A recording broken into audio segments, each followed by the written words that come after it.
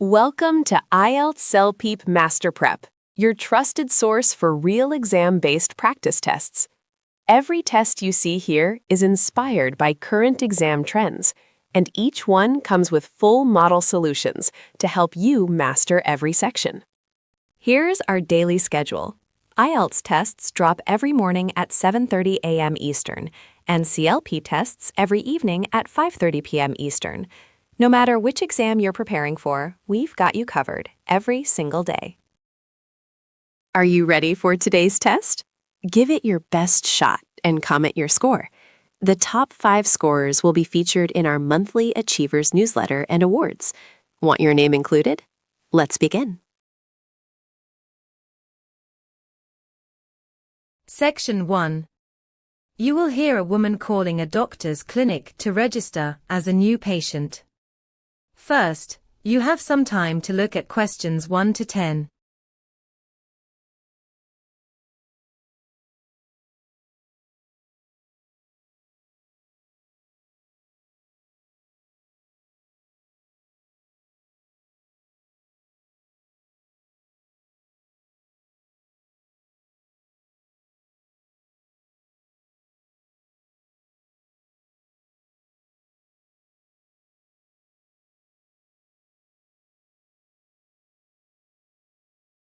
Now listen carefully and answer questions 1 to 10. Good morning, Hillcrest Medical Center. How can I help you? Oh, hello. I've just moved to the area, and I'd like to register as a new patient, please.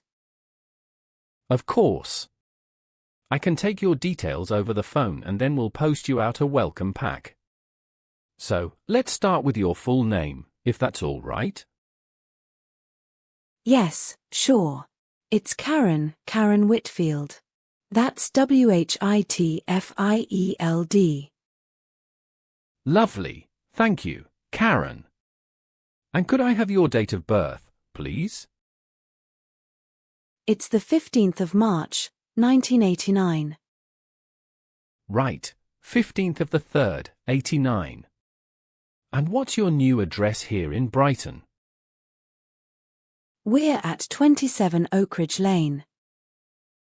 27 Oakridge Lane. Is that all one word, Oakridge? Yes, that's right, one word. Oakridge. Got it. And do you have the postcode handy? Let me just check. Yes, it's BN3, 6TW. BN3, 6TW. Perfect. Now, what's the best telephone number to reach you on? My mobile would be best.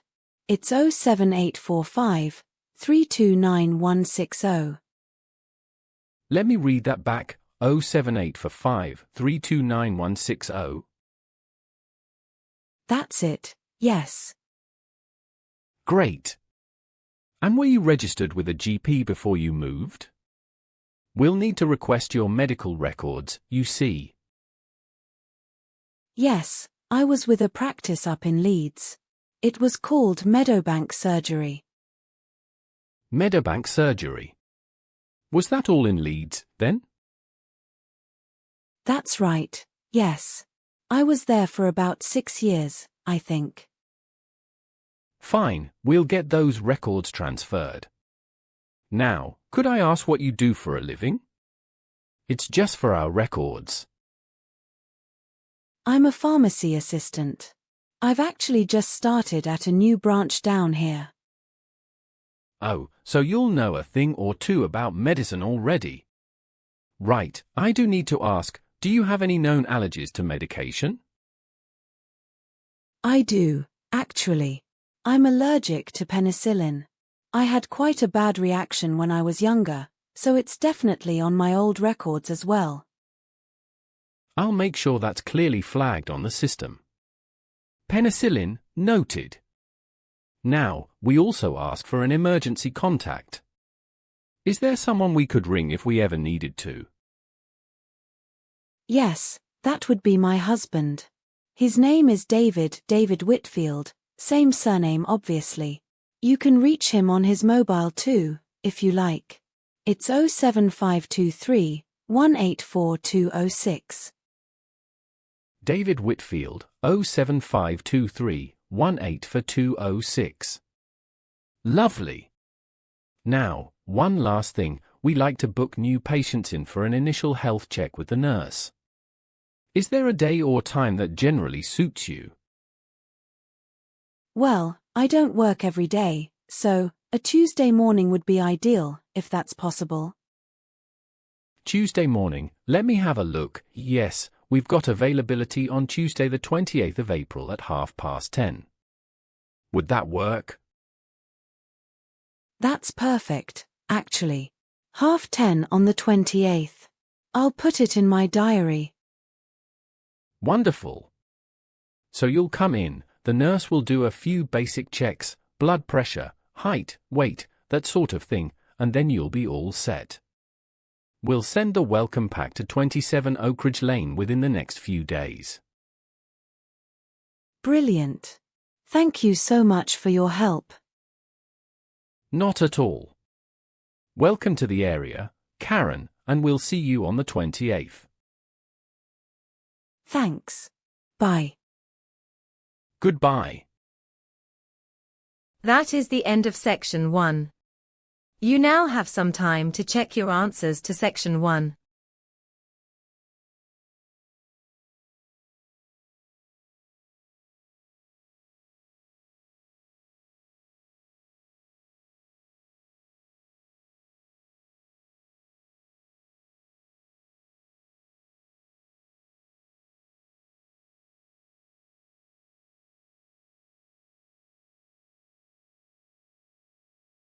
Section 2. You will hear a park ranger explaining a nature reserve's walking trails and wildlife. First, you have some time to look at questions 11 to 20.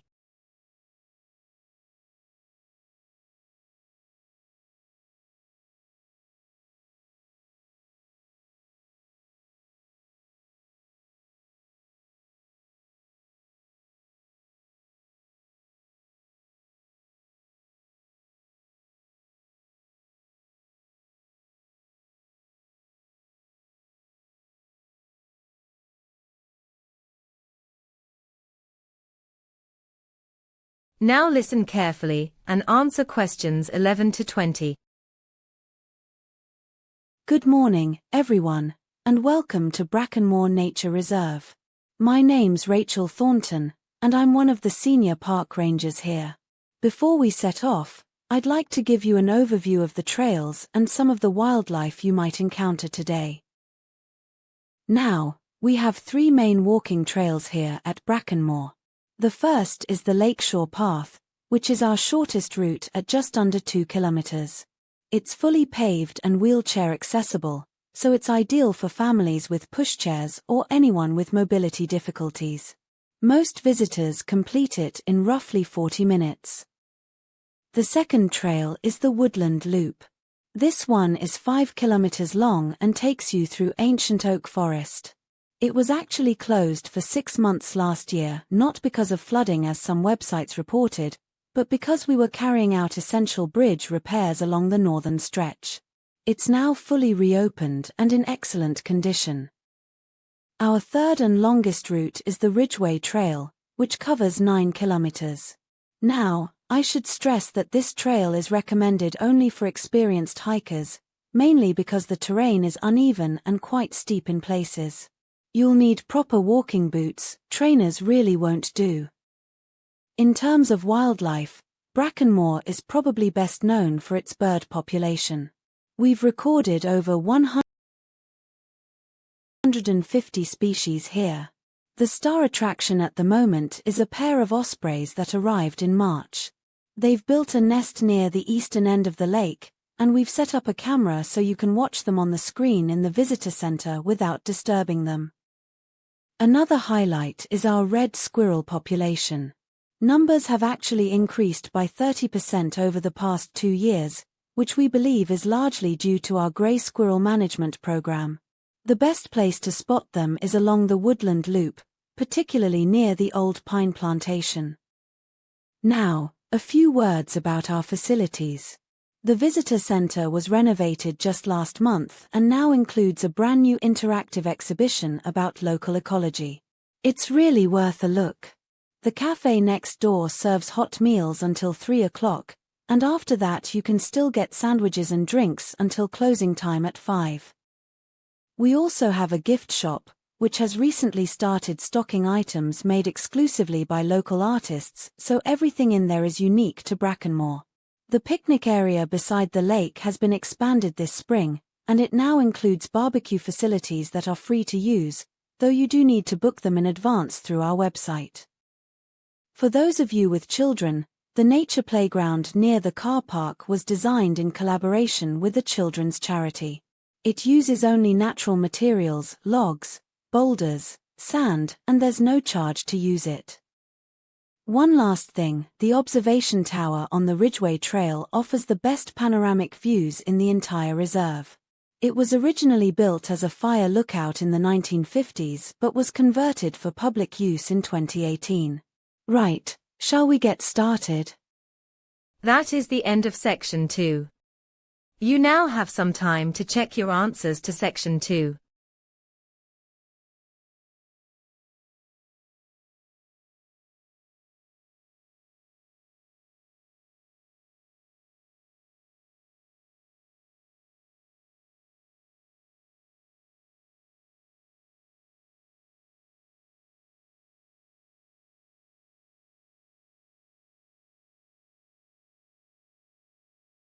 Section 3. You will hear 2 students and a lecturer discussing a field trip report on local ecosystems. First, you have some time to look at questions 21 to 30.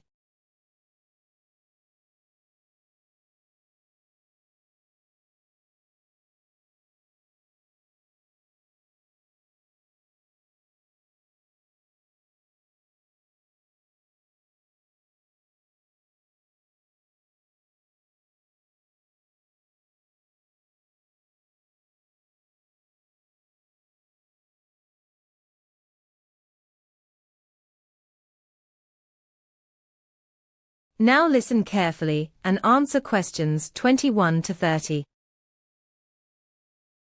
Dr. Evans, thanks for meeting us. Sarah and I wanted to go over our field trip report on the wetland and meadow ecosystems before we submit it. Of course, Tom. I've had a quick look at the draft you emailed. Let's start with your methodology. How did you decide on the sampling approach? Well, we originally planned to use random sampling, but once we got to the site we realized the terrain was too uneven. So we switched to a systematic transect method instead, placing quadrats at fixed intervals along 3 parallel lines. That was a sensible decision. Systematic transects tend to give you more representative coverage, especially in mixed habitats. Now, what about the species identification? Did you manage to classify everything on site? Not entirely. We identified most of the plant species in the field using the guidebooks, but for some of the invertebrate samples we had to bring specimens back to the lab and examine them under a microscope to confirm their classification. Yes, the invertebrate identification was definitely the most challenging part of the whole project. Some of the larvae looked almost identical, and it took hours of cross-referencing. That's completely normal for fieldwork at this level. Now, your report mentions that the soil analysis section took longer than planned. Can you explain what happened there? The soil analysis really did take longer than planned. We had to repeat the pH testing 3 times because our first 2 sets of readings were inconsistent. Eventually we borrowed a calibrated digital meter from the chemistry department, and that solved the problem. Good initiative. Reliability of measurements is crucial. Moving on to the results, I noticed you found a surprisingly high density of wildflower species in the eastern meadow. Was that expected? Not at all. The wildflower diversity was actually better than expected. The literature suggested the area had been overgrazed, so we anticipated low diversity. But it seems a local conservation group has been managing the grazing rotation, which has allowed native species to recover. Interesting. That's worth highlighting in your discussion section. Now, regarding the water quality data from the pond, which parameter did you focus on primarily? We focus mainly on dissolved oxygen levels because that's the strongest single indicator of overall aquatic ecosystem health, and it correlates well with the invertebrate populations we were studying. Good choice. And how did you present your vegetation data, in tables, charts, or maps? We used a combination, but the core presentation is through annotated distribution maps. We felt maps would show the spatial patterns more clearly than tables alone. I agree. Maps are far more effective for spatial data. Now, one area I think needs more research is your section on the impact of the nearby road on the habitats. You mention noise and pollution but don't provide any quantitative evidence. You're right. We noted the effects anecdotally but didn't have time to gather hard data. We could add a paragraph acknowledging that as a limitation and suggesting it for future study. That would strengthen the report considerably. What about your conclusion? How are you framing the overall findings? We're arguing that active conservation management has a measurable positive effect on local biodiversity, using the Eastern Meadow as our primary case study.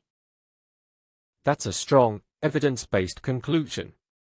One last thing, for the appendix, make sure you include the raw data sheets and your species checklist. That exceeded the requirements last year when another group did it, and the external examiner commented favorably. We've already compiled those, so we'll attach them. Thanks so much, Dr. Evans, this has been really helpful. My pleasure. I think you've done solid work. Just tighten up that road impact section and you should be in good shape. That is the end of section 3. You now have some time to check your answers to section 3.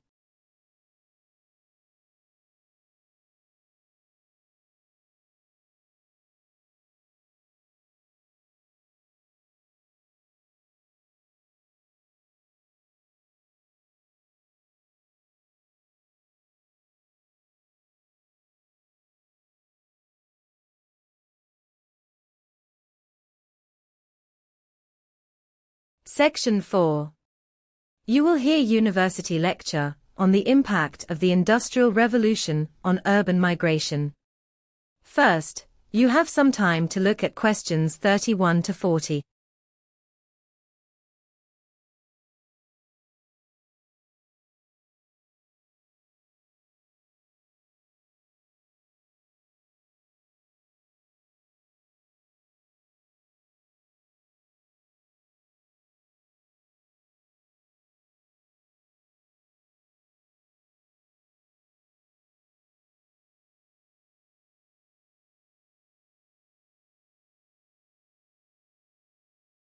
Now listen carefully and answer questions 31 to 40. Good morning, everyone. Today I want to examine one of the most transformative periods in human history, the Industrial Revolution, and specifically how it reshaped where people lived. Between roughly 1760 and 1840, millions of people across Britain and eventually the wider world abandoned rural life and flooded into rapidly expanding cities. This mass urban migration fundamentally altered the social, economic, and physical landscape of entire nations, and the consequences, as we'll see, are still very much with us today. So let's begin with the driving forces behind this movement. The first and perhaps most significant factor was the mechanization of agriculture. New inventions such as the seed drill and improved plowing techniques meant that far fewer laborers were needed to work the land. This created a vast surplus of rural workers who had no reliable means of earning a livelihood in the countryside.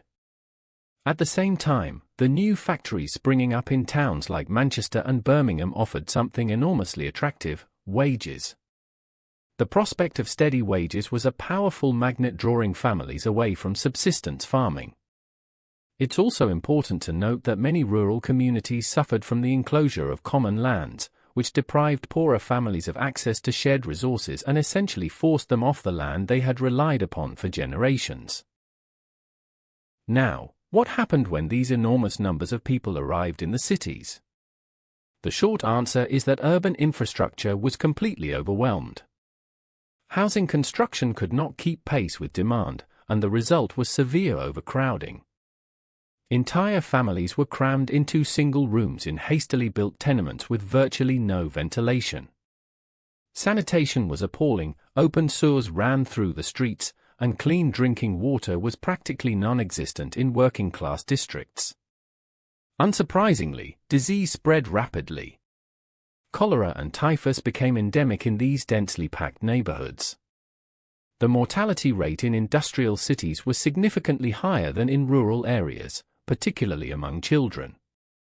It wasn't until reformers began pressing for legislation, public health acts and building regulations, that conditions started to improve, though progress was painfully slow. Turning now to the economic dimensions, the concentration of workers in cities created entirely new class structures. A wealthy industrial elite emerged, the factory owners and investors who accumulated enormous profits.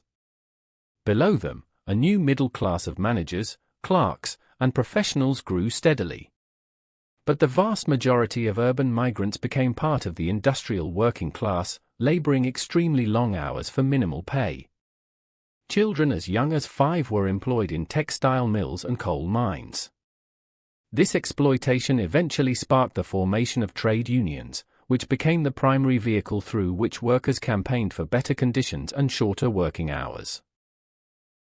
I'd also like to touch on the cultural impact of this great migration. When people left their villages, they didn't just change their address, they severed deep-rooted connections to traditional community life. Rural customs, local dialects, and folk traditions began to erode as people from diverse regions mixed together in the cities. However, this blending also generated remarkable creativity.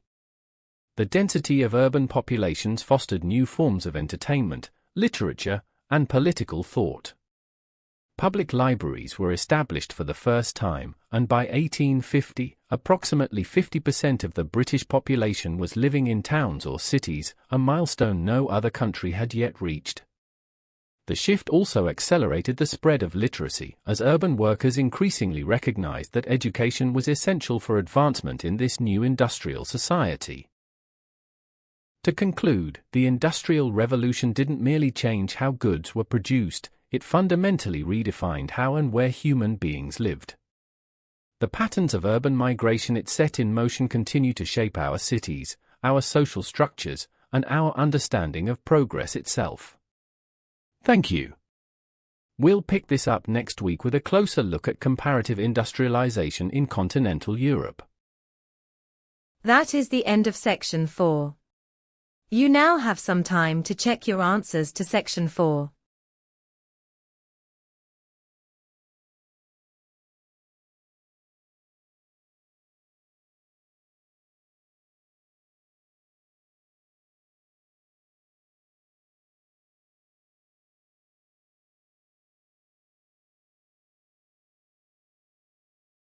That is the end of the IELTS listening test. You now have some time to transfer your answers to the answer sheet.